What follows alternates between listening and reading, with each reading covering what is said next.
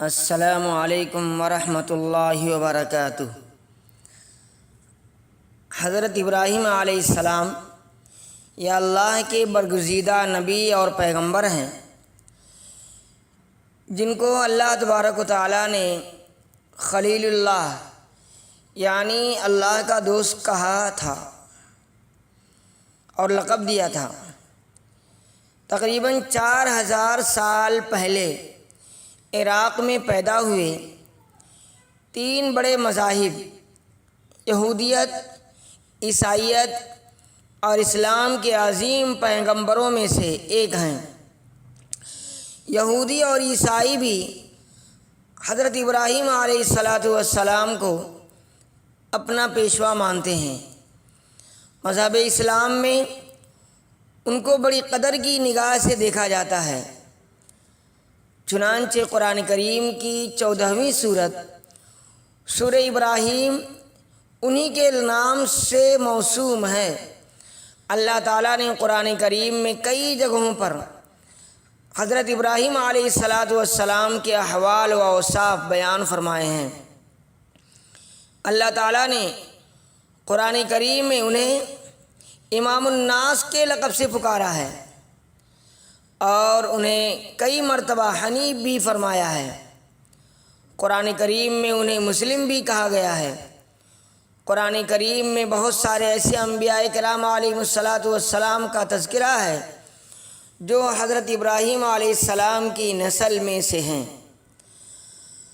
حضرت ابراہیم علیہ السلام کو بچپن سے ہی اللہ تبارک و تعالیٰ نے قلب سلیم عطا فرمایا تھا، چنانچہ انہوں نے ابتدائی سے بت پرستی کی مخالفت کی۔ اللہ کی مخلوقات میں غور و فکر کے بعد انہیں یقین ہو گیا تھا کہ ساری کائنات کو پیدا کرنے والا ایک معبود حقیقی ہے جس کا کوئی شریک نہیں، جیسا کہ اللہ تبارک و تعالیٰ فرماتے ہیں، اور اس طرح ہم ابراہیم علیہ السلام کو آسمانوں اور زمین کی سلطنت کا نظارہ کراتے تھے، اور مقصد یہ تھا کہ وہ مکمل یقین رکھنے والوں میں شامل ہوں۔ چنانچہ جب ان پر رات چھائی تو انہوں نے ایک ستارہ دیکھا، کہنے لگے یہ میرا رب ہے۔ پھر جب وہ ڈوب گیا تو انہوں نے کہا میں ڈوبنے والوں کو پسند نہیں کرتا۔ پھر جب انہوں نے چاند کو چمکتے دیکھا تو کہا کہ یہ میرا رب ہے، لیکن جب وہ بھی ڈوب گیا تو کہنے لگے اگر میرا رب مجھے ہدایت نہ دے تو میں یقیناً گمراہ لوگوں میں شامل ہو جاؤں۔ پھر جب انہوں نے سورج کو چمکتے دیکھا تو فرمایا یہ میرا رب ہے، یہ زیادہ بڑا ہے۔ پھر جب وہ غروب ہوا تو انہوں نے کہا اے میری قوم، جن چیزوں کو تم اللہ کی خدائی میں شریک قرار دیتے ہو میں ان سب سے بیزار ہوں۔ میں نے تو پوری طرح یکسو ہو کر اپنا رخ اس ذات کی طرف کر لیا ہے جس نے آسمانوں اور زمین کو پیدا کیا ہے، اور میں شرک کرنے والوں میں سے نہیں ہوں۔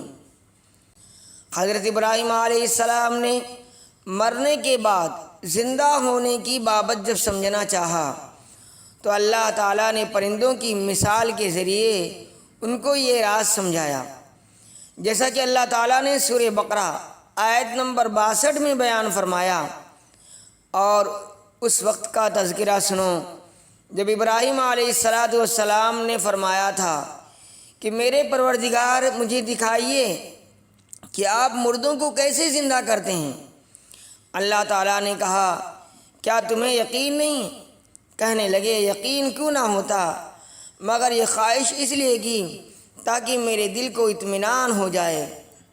اللہ تعالیٰ نے فرمایا اچھا تو ایسا کرو، 4 پرندے لے لو اور انہیں اپنے سے مانوس کر لو، پھر ان کو ذبح کر کے ان کا ایک ایک حصہ ہر پہاڑی پر رکھ دو، پھر ان کو بلاؤ، وہ چاروں تمہارے پاس دوڑے چلے آئیں گے۔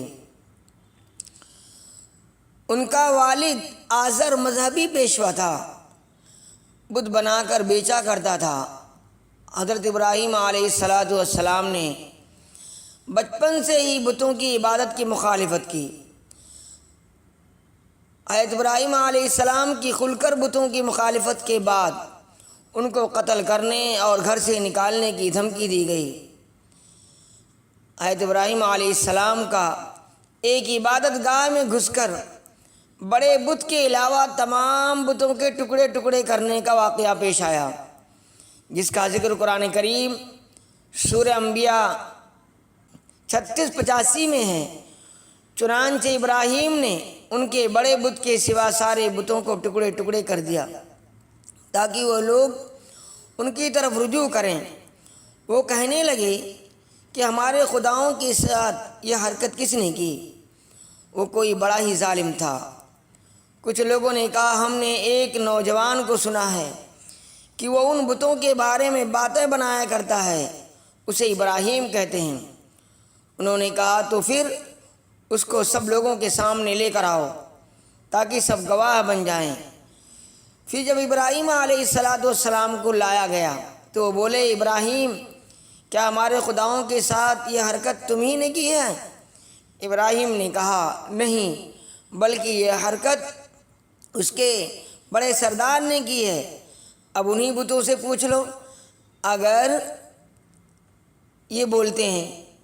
سورہ صافات 88-98 میں مذکور ہے کہ وہ کوئی جشن کا دن تھا جس میں ساری قوم شہر چھوڑ کر کہیں جایا کرتی تھی، شاید میلے میں جایا کرتی تھی۔ حضرت ابراہیم علیہ السلام نے ان کے ساتھ جانے سے معذرت چاہی، اور جب سارے لوگ چلے گئے تو بت خانے میں جا کر سارے بتوں کو توڑ ڈالا، صرف ایک بت کو چھوڑ دیا۔ بعض روایات سے معلوم ہوتا ہے کہ اپنی کلاڑی بھی اس کی گردن میں لٹکا دی۔ اس کام سے حضرت ابراہیم علیہ السلام کا مقصد یہ تھا کہ وہ لوگ اپنی آنکھوں سے ان بتوں کی بے بسی کا منظر دیکھ سکیں اور یہ سوچیں جو بت خود اپنا دفاع نہیں کر سکتے وہ دوسروں کی کیا مدد کریں گے۔ اور پھر نمرود بادشاہ کے ساتھ مناظرہ ہوا۔ مناظرے میں حضرت ابراہیم علیہ السلام کے منطقی جواب پر غور کرنے کی بجائے یہ شاہی فرمان جاری کیا گیا کہ اس کو جلا ڈالو اور اپنے معبودوں کی مدد کرو۔ حضرت ابراہیم علیہ السلام کو آتش نمرود میں ڈالے جانے کا واقعہ پیش آیا، مگر اللہ تعالیٰ کے حکم سے آگ حضرت ابراہیم علیہ السلام کے لیے ٹھنڈی ہونے کے ساتھ سلامتی اور آرام کی چیز بن گئی۔ بے خطر کود پڑا آتش نمرود میں عشق، عقل ہے محو تماشائے لبے بام ابھی، جیسا کہ فرمان الہی ہے۔ وہ ایک دوسرے سے کہنے لگے کہ آگ میں جلا ڈالو اس شخص کو اور اپنے خداؤں کی مدد کرو اگر تم میں کچھ کرنے کا دم خم ہے۔ چنانچہ انہوں نے ابراہیم کو آگ میں ڈال دیا اور ہم نے کہا اے آگ ٹھنڈی ہو جا اور ابراہیم علیہ السلام کے لیے سلامتی بن جا۔ سورہ انبیاء 86 اور 96۔ عرضے کہ اللہ تعالیٰ کے حکم سے وہ آگ حضرت ابراہیم علیہ السلام کو کچھ بھی نقصان نہ پہنچا سکی۔ اس قوم کی بدنصیبی کی حد یہ تھی کہ اتنا بڑا معجزہ دیکھنے کے باوجود ایک آدمی بھی ایمان نہیں لایا۔ چنانچہ حضرت ابراہیم علیہ السلام عراق چھوڑ کر ملک شام تشریف لے گئے، وہاں سے فلسطین چلے گئے اور وہیں مستقل قیام فرما کر اسی کو دعوت کا مرکز بنایا۔ ایک مرتبہ حضرت ابراہیم علیہ السلام اپنی بیوی حضرت سارہ کے ہمراہ مصر تشریف لے گئے۔ وہاں کے بادشاہ نے حضرت ہاجرہ علیہ السلام کو حضرت ابراہیم کی اہلیہ حضرت سارہ کی خدمت کے لیے پیش کیا۔ اس وقت تک حضرت سارہ کی کوئی اولاد نہیں ہوئی تھی۔ مصر سے حضرت ابراہیم علیہ السلام پھر فلسطین واپس تشریف لائے۔ حضرت سارہ نے خود حضرت ہاجرہ کا نکاح حضرت ابراہیم علیہ السلام کے ساتھ کروا دیا۔ بڑھاپے میں حضرت ہاجرہ کے بطن سے حضرت اسماعیل علیہ السلام پیدا ہوئے۔ کچھ زمانے بعد حضرت سارہ کے بدن سے حضرت اسحاق علیہ السلام پیدا ہوئے۔ اللہ تعالیٰ کے حکم سے حضرت ابراہیم علیہ السلام نے اپنی بیوی حضرت ہاجرہ اور بیٹے حضرت اسماعیل علیہ السلام کو مکہ مکرمہ کے چٹیل میدان میں بیت اللہ کے قریب چھوڑ دیا، جیسا کہ فرمان الہی ہے: اے ہمارے پروردگار، میں نے اپنی کچھ اولاد کو آپ کی حرمت والے گھر کے پاس ایک ایسی وادی میں لا بسایا جس میں کوئی کھیتی نہیں ہوتی۔ ہمارے پروردگار، یہ میں نے اس لیے کیا تاکہ یہ نماز قائم کریں، لہذا لوگوں کے دلوں میں ان کے لیے کشش پیدا کر دیجیے اور ان کو پھلوں کا رزق عطا فرمائیے تاکہ وہ شکر گزار بنیں۔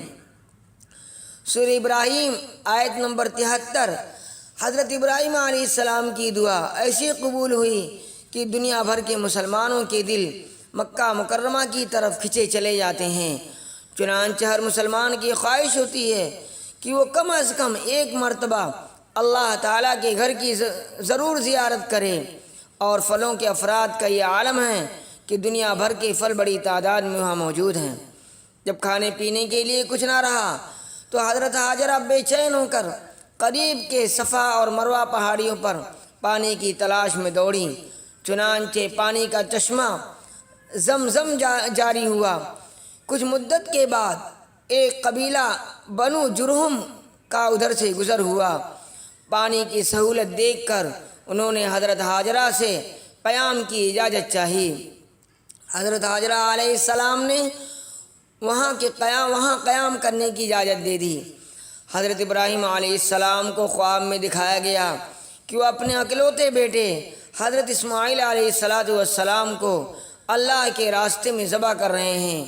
نبی کا خواب چونکہ سچا ہوتا ہے، چنانچہ اللہ تعالیٰ کے حکم کی تعمیل کے لیے فوراً فلسطین سے مکہ مکرمہ پہنچ گئے، جیسا کہ فرمان الہی ہے۔ پھر جب وہ لڑکا ابراہیم کے ساتھ چلنے پھرنے کے قابل ہو گیا تو انہوں نے کہا: بیٹے، میں خواب میں دیکھتا ہوں کہ تمہیں ذبح کر رہا ہوں، اب سوچ کر بتاؤ تمہاری کیا رائے ہے؟ جب باپ نے بیٹے کو بتایا کہ اللہ تعالیٰ نے مجھے تمہیں ذبح کرنے کا حکم دیا ہے، تو فرما بردار بیٹے ابراہیم علیہ السلام کا جواب تھا: ابا جان، جو کچھ آپ کو حکم دیا جا رہا ہے اسے کر ڈالیے، انشاءاللہ آپ مجھے صبر کرنے والوں میں پائیں گے۔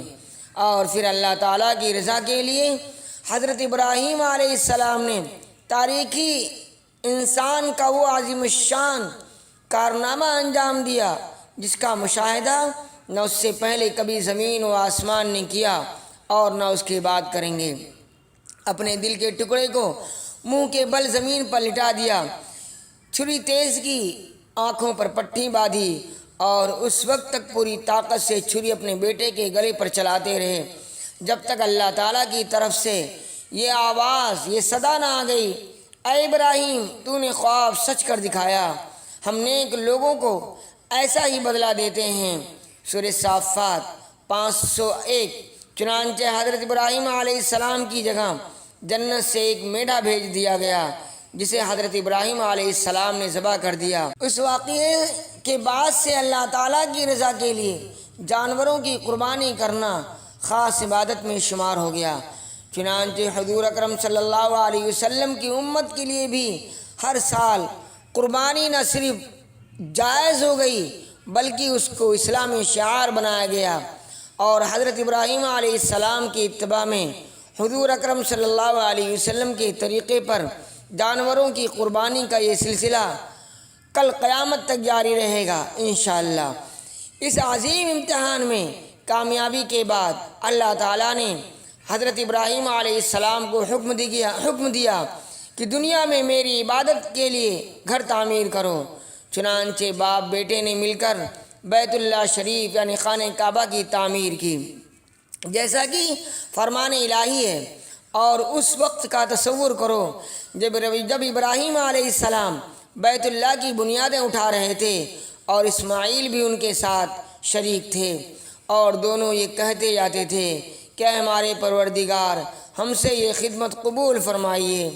بیت اللہ کی تعمیر سے فراغت کے بعد اللہ تعالیٰ نے حکم دیا کہ لوگوں میں حج کا اعلان کرو۔ حضرت ابراہیم علیہ السلام نے حج کا اعلان کیا چنانچہ اللہ تعالیٰ نے حضرت ابراہیم علیہ السلام کا اعلان نہ صرف اس وقت کے زندہ لوگوں تک پہنچا دیا بلکہ عالم ارواح میں تمام روحوں نے بھی آواز سنی۔ جس شخص کی قسمت میں بیت اللہ کی زیارت لکھی تھی اس نے اسے اعلان کے جواب میں لبیک کہا۔ فرمان الہی ہے اور لوگوں میں حج کا اعلان کرو کہ وہ تمہارے پاس پیدل آئیں اور دور دراز کے راستوں سے سفر کرنے والی ان اونٹنیوں پر سوار ہو کر آئیں جو لمبے سفر سے دبلی ہو گئی ہیں۔ سورہ حج آیت نمبر 72۔ دنیا کے کونے کونے سے لاکھوں عازمین حج کا ترانہ یعنی لبیک اللہم لبیک پڑھتے ہوئے مکہ مکرمہ پہنچ کر حضور اکرم صلی اللہ علیہ وسلم کے بتائے ہوئے طریقے پر حج کی ادائیگی کر کے اپنا تعلق حضرت ابراہیم علیہ السلام اور حضرت اسماعیل علیہ السلام کی عظیم قربانیوں کے ساتھ جوڑتے ہیں۔ حج کو اسی لیے عاشقانہ عبادت کہتے ہیں کیونکہ حاجی کے ہر عمل سے وابستگی اور دیوانگی ٹپکتی ہے۔ حج اس لیے بڑی نمایاں عبادت ہے کہ یہ بیک وقت روحانی، مالی اور بدنی تینوں پہلوؤں پر مشتمل ہے۔